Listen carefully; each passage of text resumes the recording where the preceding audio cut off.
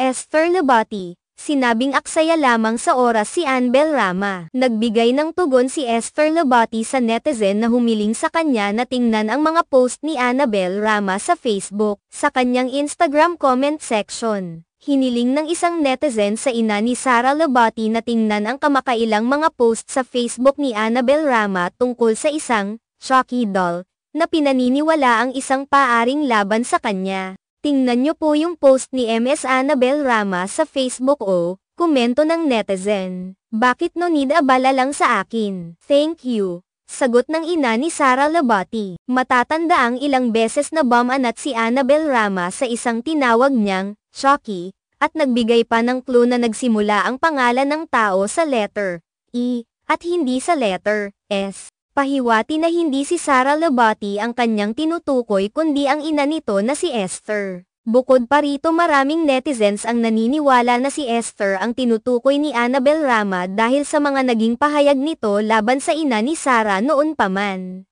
Sa kabilang banda, hindi naman naglalabas ng pahayag ang aktres na si Sara Labati hinggil sa mga kumakalat na isyu ng pagkakaroon ng relasyon ng kanyang estranged husband na si Richard Gutierrez at aktres na si Barbie Imperial.